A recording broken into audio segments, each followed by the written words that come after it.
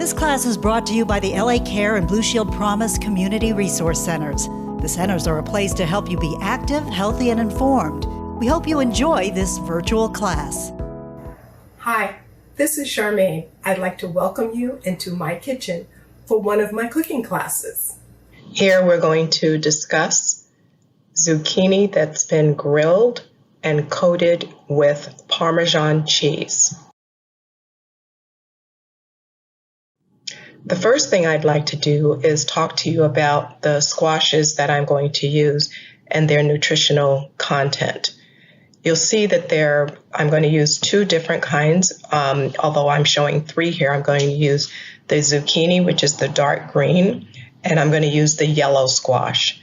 And both of these are high in antioxidants, vitamin C, vitamin A, and they also help with your digestion because of the fiber. And because you have so much fiber that you're getting from them, they can be used for weight loss, and it will help you to stay full as well.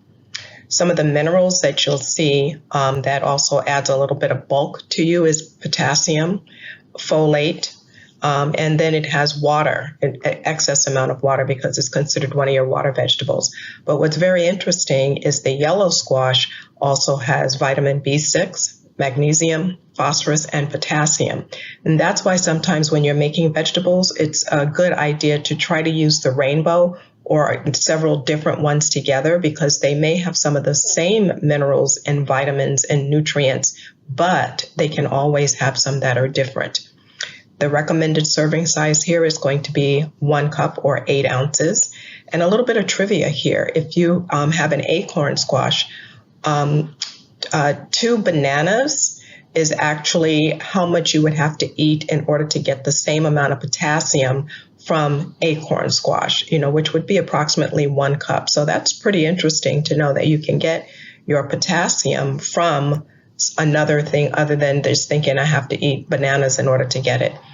And the other thing is if you bite into any of these vegetables, these particular squash, and they taste a little bit bitter, you just want to throw them out because that means they're bad. They're not good. They shouldn't taste bitter at all.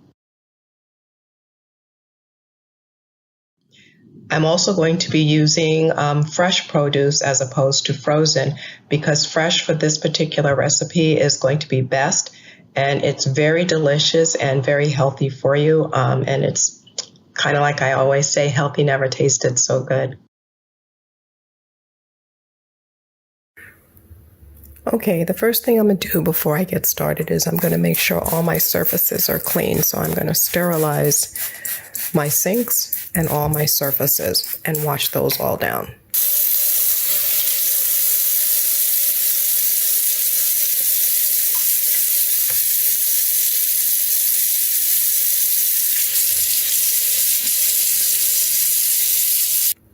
Next, I'm going to wash my hands because I've already sterilized everything else. So now it's time for me to sterilize and wash my hands. So, and the way you do that is I like to get mine up my arm as well so that if there's any dirt or anything that may fall off, it won't go into the food. You're going to make sure you get your thumbs. You're going to get your nails. I happen to have a little brush that I can use to make sure that under my nails get done, as well as the center part of my hand. You can use, if you don't have like a nail brush, you can use something like a vegetable brush, but just make sure you just use it just for doing your hand and not your hands and your vegetables. So I like the palm of my hand, my wrist, and the best thing to do is not to wear any jewelry when you're cooking in the kitchen, or any bracelets or anything, because food can get trapped underneath it and then fall into the food and cross-contaminate as well. So you want to make sure you get all areas of your hand, your thumbs, between your fingers, so you want to make sure you get all of that. And then I rinse my little brush out, and then I set it where it can dry. But another thing I like to do is take a little bit more soap, and where I would have touched my sprayer to get my soap, I like to also clean the soap dispenser because when you first touched it, your hands were dirty, and if you don't wash it off, then it's not going to do you any good. So you rinse your hands off Make sure you get up your arms, the center of your fingers here, and all of your nails, your wrist. You're going to rinse that off. And I use pretty hot water myself. And then what you're going to do is you're going to use a paper towel, or what they call a single serve, and not a cloth or anything like that, because there could be something else on that and that would cross-contaminate. So this is what you call a single serve. So you're just going to use a single serve paper towel to dry your hands off.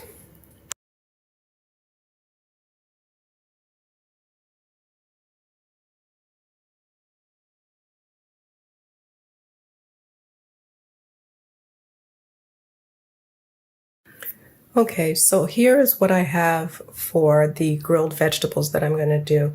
This is more like grilled squashes, and I'm just going to use 2 different types of squashes. I have 1 pound of the zucchini squash and 1 pound of the yellow squash. I have 1 onion. I have a little bit of salt, pepper, basil, and Parmesan cheese. That's all I'm going to use for this. And we're going to end up grilling these. And I'm going to cut them in strips. So I'm going to cut some, and then I'm going to show you exactly what I mean when I say cut them into strips. The first thing I'm going to do is I'm going to cut off each end. So I'm going to cut that off, and I'll cut this off. And because I don't want the strips too terribly long, I'll cut this in half. These are smaller ones, so I can just cut it in half. Then I'm going to cut it lengthwise this way. And then I will turn them down to make it easier. And then I'm going to cut them in strips like this. Just strips. So I'm going to end up cutting both. So I'll end up cutting that one, as well as I will cut this one the same way. But because this one has a little fat section on it, what I will do is cut it where it starts here. And this I can just cut in half and pretty much do it the same way I was doing the other one. But this one, because it's fatter, what I will probably do is do it like this and then cut it like that, so that now they will all end up being almost the same thickness, because if I do it the other way, they won't necessarily be the same thickness. And then I will cut these this way. And I will end up with both of these into strips. So you can see how that comes out. So I'm going to end up cutting all of these, and then I'll show you what we'll do next. Okay, as you can see now, these are all cut into strips. So what I will do is I'm going to drizzle a little bit of olive oil on it. So hopefully it doesn't come out too much. So I'm going to just drizzle that over. And this is just so that I have something to make it stick. I went over it a couple of times, but it wasn't coming out each time, so it's not as much as it might look like. And then what I'm going to do is I'm going to add the basil, which is what this is. And this is approximately a teaspoon. And then I have, this is about maybe, not quite, about a half a teaspoon of pepper. And then I'm just going to do pinches of salt. I'm not going to do that much salt. I just do the salt in pinches. And because I have the oil on there, now what I'll do is with my hands, I'm going to mix it all up so that all the sides and everything, you can see now how the oil is mixing around with it. And this way, you'll get the seasonings all over all the pieces, and it will stick. So you see how the seasoning is sticking now to it, and this way it'll have the flavor all over it. So this is how I've done this now. So we have all of that, and it's coated, and if you look closely you can see where it shines just a little. You can see it shining and glistening. So you can see how it's shining, and you can also see where it's on my hands, where it's shining a little bit on my hand. That's how you know you got it all coated. But it's not where it's a lot on there, because it doesn't feel so greasy or anything, and it won't be. But this is so that when I grill it, it'll get the grill marks on it. So now that's all ready to go. Now what I have here, this is what I'm going to use, and I'm using it on the top of the stove. But what it actually is this is one of my panini grills that I would normally use outside on my barbecue grill. But instead of doing that, I'm going to do it inside, because this way I don't have to waste charcoal or propane or anything like that. I can just do this quickly in order to get a very fast meal done. If I wanted to, I happen to on my stove have a grill right here that I could use, but I wanted to specifically get some grill marks on it. So because I wanted the grill marks, what I'm going to do is I'm going to actually do mine here on top of this so that I can get some grill marks on it. And if you hear it, you can hear it starting to, sizzle. I did put a little bit of oil on the grill itself, not much, just a little bit is what I put on the grill so that it can start getting some grill marks. I wanted to just get some grill marks on it because that'll make it look like it was out on the barbecue grill. And if you wanted to make it have more of a barbecue grill taste, you could add a little bit of liquid smoke when you're mixing all of your seasonings and everything, and just a dash, because you don't want it to overpower it, but that would give it a smoky type flavor if you wanted to do that. So I'm going to go ahead and grill these up, and as they're grilling, which you can see, they're going to be cooking them at the same time it's giving them the grill marks. Okay, now let's take a look at them and see what they're doing. That one doesn't look like it's grilled just yet. This one does. It looks like it has grill marks on it. See where you can see the grill marks on that one. You can see grill marks on that one. Not quite on that one just yet. So the other ones don't seem like they're quite have the grill marks just yet. So we're going to leave these in here, but this one I can turn over, so because we want it to cook and we want it to have grill marks, but we don't want it to burn and get like a charred type flavoring to it. So I'll keep doing these until we get them all done. You can see we're getting there. You can see how they're cooking at different rates, but you can see the grill marks are actually going on them, which is what we want. We want to get the grill marks, to show up. You see this one only has a little bit, but you see it's starting to get there. So I'll turn that back over and let that get some more on it. And because of the way the lines go in here, I'm turning these pieces so that what they do is they will line up on the tray here so that the grill marks will go across it. And we're going to keep going. Okay, here's the first set that's done, and you can see where it's got the grill marks on it. And now I've started our second set. Okay, because the grill is hotter now, you can see where the grill marks are really coming in really good on this. It's coming out beautifully. Okay, this is the third batch, so it looks like for this size pan, I will have a total of 4 batches.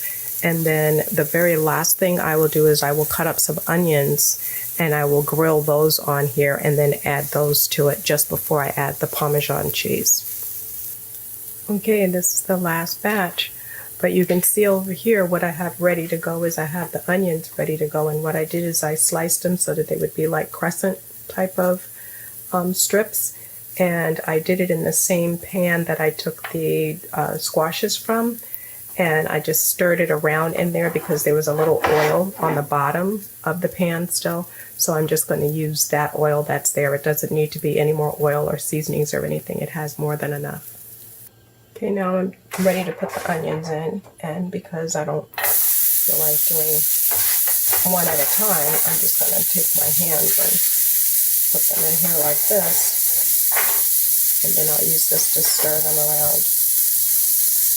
I'll use the same tongs to stir them around. Not that I'm going to use my hands to stir them around because that thing is very hot. See, now I'll take the tongs and I'll just keep stirring these around until we get them nice and grilled without them being burnt or anything.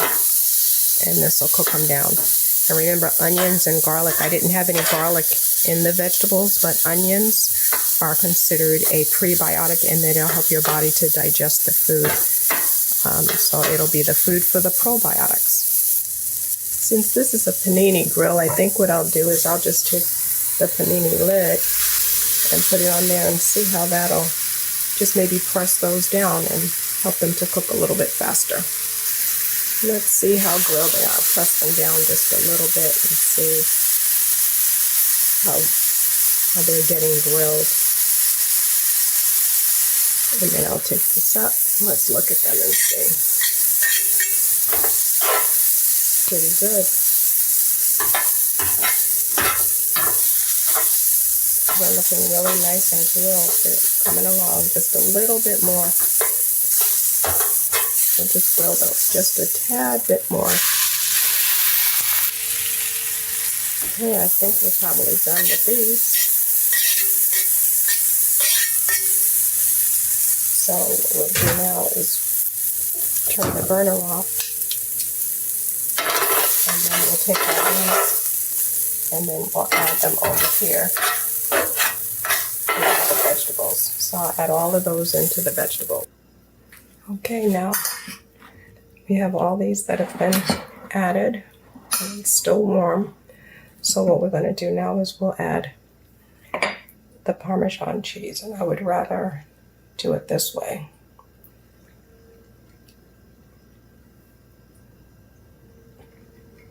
See, it's not really that much we have to do. And then I'll mix it up like so. And one serving is about 4 ounces. So this should serve like 8 people if it was just giving them the 4 ounces. This can be a side dish, but what you can also do is you can make it a main dish by doing something like making some pasta and adding pasta to it, and then it could be a main dish instead of a side dish. So there's different things you can do with this in order to stretch it, or just leave it as a side dish as it is.